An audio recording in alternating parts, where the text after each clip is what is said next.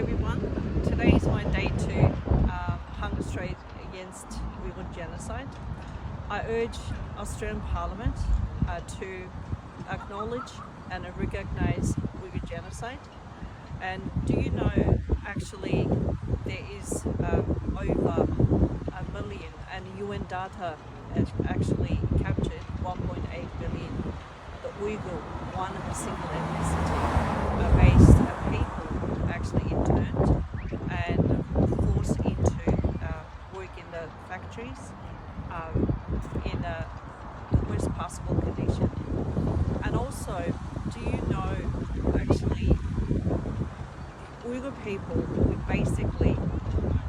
we can't even decorate our house the way we want, and the Chinese authority has to come in and tell the villagers and the